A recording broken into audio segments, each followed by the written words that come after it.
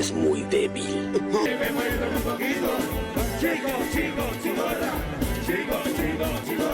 Alianza Lima sigue intratable y Melgar sucumbe en los pies del Misti. Han concluido las jornadas de la ida de la fase 3 de la Prelibertadores y tenemos resultados de sabor agridulce. Por un lado tenemos a Alianza Lima, que dio el primer golpe y sobre todo un paso muy importante para alcanzar el milagro en la fase de grupos al vencer de visita al Deportes Iquique de Chile por 2-1.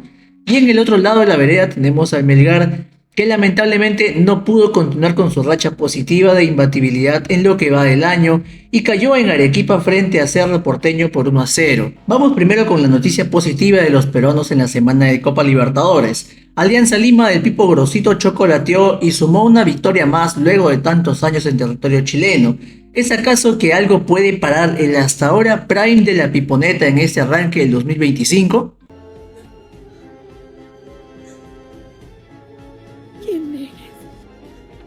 No sé.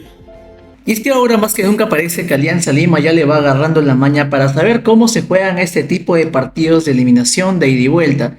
Y si comparamos la dimensión y sobre todo la trascendencia del objetivo logrado en Argentina, y evidentemente sin ánimos de desmeritar al rival de turno como lo es el Deportes Iquique, las probabilidades de luchar la llave para Alianza Lima estaban más equiparadas y el caso es que así lo fue. Pero como decía Jason, vamos por partes. ¿Cómo es que el equipo de Grosito ha dado el primer golpe y sobre todo ganar nuevamente de visita cuando hace años esto parecía un imposible? Alianza salió a la cancha con casi el mismo libreto para afrontar los partidos de visitante en esta Copa Libertadores. Es un equipo cuyo 11 titular es lo suficientemente prolijo y compacto para sostener los ataques en los primeros minutos de Iquique y así lo fue. Esto sumado al hecho de que al parecer Deportes Iquique le ganó la presión de jugar la instancia definitiva para pasar la fase de grupos. Y me parece que el desarrollo del partido pasa un poco por ahí, pero también pasa por el hecho de que Alianza Lima está volviéndose un equipo un poco más cuajado. Sabemos que ha ido de menos a más en estos partidos de Libertadores y la experiencia adquirida se nota y se refleja al menos en los resultados a corto plazo. Y como todo equipo local, el Deportes Iquique salió a proponer desde el inicio del partido para asegurarse la ventaja lo más pronto posible. Sin embargo, la idea del juego del equipo chileno casi que no supo llevarle demasiado peligro que digamos a Alianza Lima. La intensidad le alcanzó a poco más de 10 o 20 minutos en los que Alianza le midió bien el pulso, no se complicó salvo alguna que otra jugada que terminó en offside o con la pelota en las manos de Guillermo Vizcarra, y una vez que el peligro se esfumó, el equipo de Gorosito se soltó un poco más y tras ensayar algunas jugadas en ofensiva con Castillo y Quevedo como puñales por las bandas, a los 30 minutos, un centro de este último luego de eludir al arquero en el achique, le sirve el balón a los pies del inacabable pirata Hernán Barcos. Pero qué digo pirata si es un señor corsario confiable de 1000 batallas. A estas alturas es probablemente el ídolo más que vigente a sus 40 años para empujar el balón y colocar el 1-0 para Alianza Lima. A partir de aquí los espacios en ataque que dejaría el Iquique en búsqueda del empate serían mucho más que amplios para las contras de Alianza Lima, y luego de 3 minutos del primer tanto, otro ataque de Quevedo servido a Cantero para relojear la pelota, este se la pasaría a Eric Castillo y el ecuatoriano trazaría una genial parábola para colgar al portero rival en el ángulo y asestar el 2-0 en poco más de media hora jugada.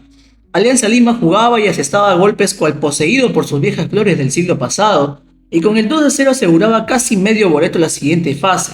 Solamente había que seguir con la mecánica de juego y aprovechar cuanta ocasión se presentara en la contra. De esta manera se fueron al descanso y en el segundo tiempo Deportes Iquique salió a arriesgar un poco más, evidentemente porque se estaban quedando fuera de la Copa y peor aún por estar perdiendo en casa. Pero por más que lo intentaran una y otra vez, la eficacia de sus delanteros era totalmente nula. Las jugadas les bastaban solo para avanzar hasta 3/4 de cancha, pero su pésima definición en el área les mantenía el 2-0. Entre esos lapsos de juego, Alianza Lima tuvo una hasta 2 ocasiones para ampliar el marcador, siendo la más clara una contra en la que Castillo servía a Barcos solo para empujar el balón sin arquero, y el delantero argentino terminó mandando el remate al cielo gracias a su natal Argentina. Sin embargo, el fútbol es tan irónico como la misma vida, y en esas circunstancias del partido volvió a aplicarse ese típico dicho de goles que no haces, goles que te hacen. Y es que a los pocos minutos de lo que hubiera supuesto la estocada final con el hipotético 3-0 que nunca se dio, un centro rasante al área de Alianza Lima acabaría en autogol de Zambrano tras un intento fallido de rechazar el balón. y el Iquique volvía a meterse nuevamente en la eliminatoria a pesar de no haberle causado demasiados problemas a Alianza. En esos momentos, a más de uno seguro se le vino a la mente el recuerdo de que esta era ya una película conocida que más veces la cuenta la hemos visto. Por no sentenciar el marcador a Alianza se le escapaba el resultado al no aprovechar las chances que le caían de cara al gol. Sin embargo, y pese a alguna polémica por un posible penal en contra de Alianza, el marcador se mantuvo hasta el pitazo final, concretándose una importante victoria para el equipo visitante. Alianza Lima se lleva un buen resultado de Chile por Libertadores tras casi 21 años después. La ventaja conseguida en cancha del Iquique es muy importante, ya que en Lima solo les bastará empatar para decir presente en la siguiente fase de grupos de la Copa. Sin embargo, igual de importante es también no dormirse en los laureles. El exceso de confianza es algo que el equipo de Grosito debe descartar como dé lugar. La llave aún está abierta y si afrontan el último partido de vuelta en Lima con la misma seriedad y concentración ascendente como lo han hecho frente a los demás rivales en la fase 1 y 2 de la Copa, considero que tienen la capacidad para sacar adelante esta llave y concretar por fin el sueño de clasificar a la fase de grupos. Y por el otro lado tenemos la decepcionante derrota de Melgar frente a Cerro Porteño en Arequipa por 1-0. Pero ¿qué pasó con el equipo de Ribonetto, el cual venía invicto al menos oficialmente en lo que va del 2025, para ser superado por el Cerro Porteño de Paraguay en su propia casa? El León del Sur empezó mal la ida jugada en el estadio de la UNSA, y es que se podría decir que el cuadro arequipeño no logró descifrar la fórmula para derrotar a Cerro Porteño pese a tenerla frente a sus narices. Melgar arrancó este partido con la misma propuesta que desplegó frente al Deportes Tolima al jugar la vuelta en Arequipa en la fase 2 de la Copa, con la mínima pero importante diferencia que al frente no tenía el mismo Tolima de la otra vez, sino a un equipo paraguayo. Muchos tenemos en mente cómo es que se suele plantar un equipo paraguayo cuando juega de visita y en ese partido no fue la excepción. Melgar supuso o entendió que aplicar el mismo juego por las bandas para generar el desborde causaría desequilibrio desde los primeros minutos del partido. Pero la realidad es que por más que intentaran llevar el balón hasta la última línea de fondo y meter balones al centro delantero, ya sea por los costados o por el medio, en cada intento rojinero se topaba con un jugador de Cerro que le cerraba la puerta de acceso en la cara, sacándolos de avance por mero juego físico o ya sea por despejes de balones aéreos. Evidentemente, la intensidad ofensiva no iba a funcionar desde el principio. Sin embargo, como si no fuera ya un partido incómodo de afrontar para Melgar, la mala fortuna y las pésimas decisiones en defensa pondrían el juego cuesta arriba desde el primer tiempo, y es que el equipo peruano cometería 2 penales en menos de 15 minutos. Un primer penal cobrado tras una pierna suelta de Leonel González tocaba a Domínguez dentro del área, y pese al primer infortunio del encuentro, Carlos Cáceda, como en tantas otras ocasiones, salvó el arco rojinegro y el 0-0 se mantenía en 21 minutos de juego. Parecía que la suerte le sonreía a Melgar y que el partido podría sacarse adelante. Un penal atajado a pesar del trámite del partido tranquilamente puede servirte para motivar la moral de tus jugadores y plantarte más firme frente al rival. Pero nuevamente la suerte volvería a darle la espalda al equipo de Ribonetto. Y es que tras un balón en profundidad en la que un delantero paraguayo se iba solo contra el portero, Cáceres sale a cortar la jugada. Y aparentemente, digo esto porque hasta luego de ver la repetición no me parece que haya un contacto lo suficientemente relevante como para pitar penal.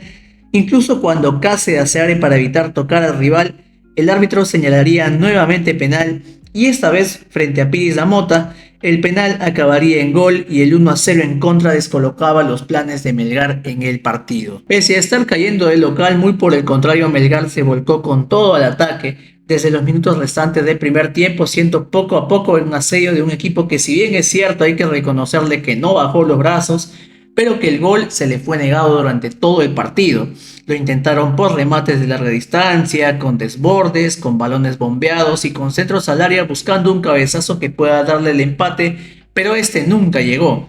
Iniciando el segundo tiempo, la mecánica sería la misma hasta el final del partido, y es que era obvio que Cerro Porteño ya había hecho el negocio, quien luego del gol se desentendió totalmente del partido y colocó el autobús haciendo cuanta pantomima fuera posible para quemar y quemar minutos, generando la impaciencia y desesperación de un Melgar que poco a poco se le fue agotando las ideas.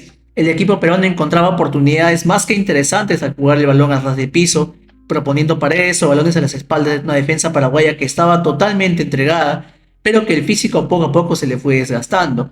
Algo que Melgar no supo leer ni mucho menos descifrar lo que pedía el partido, que con el pasar de los minutos fue un monólogo absoluto del dueño de casa, pero que nunca alcanzó a reflejarse en el marcador.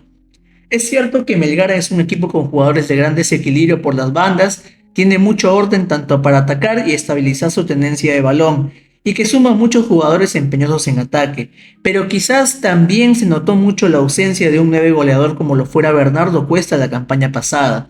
La alineación de Facundo Castro como titular no le aportó la cuota goleadora que necesitaba Melgar en el partido, al punto de ser cambiado en los 55 minutos por Lautaro Guzmán e incorporando a la delantera Bordacar como un 9 improvisado. Y pese a no hacerlo tan mal, es evidente que no cuenta con las mismas habilidades puntuales, si se quiere decir de esta manera, de un centro delantero tradicional, y que por más que pueda cumplir con algunas tareas, el gol no estuvo ni con él ni con el resto de Melgar. Y es que además de no tener un jugador a quien referenciar con peligro los centros al área, el mismo trámite del partido indicaba que Cerro no iba a jugar más, iba a hacer todo el tiempo posible y acumular gente atrás para mantener el resultado. Frente a eso, Melgar decide mal para atacar. ¿Y por qué es que digo esto?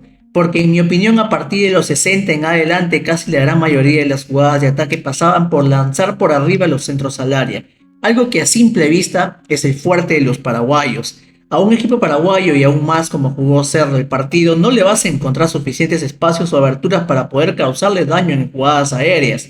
De hecho, y si me permito opinar por lo que vi en el partido, me pareció que Melgar causaba más estragos y desordenaba al equipo de Cerro cuando apostaban por meter velocidad en las bandas y armar jugadas por lo bajo. Y es que cuando al paraguayo le mueves la pelota de esta manera le cuesta mucho más defender. Esa desesperación podría haber causado probablemente mayores acciones de peligro para Melgar, acciones que al final no se lograron identificar del todo y que generaron en terminar el partido con el 1-0 en contra final. Dicho esto, con la derrota del 1-0 en Arequipa y con el partido de vuelta pendiente en Paraguay, ¿qué es lo que le queda a Melgar? Si me atrevo a ser sincero en mi opinión, diría que Melgar sí tiene lo suficiente para causarle problemas a este Cerro Porteño, porque en parte me parece que es un equipo que tiene mucha similitud en su propuesta de juego al Cerro que enfrentó Alianza el año pasado.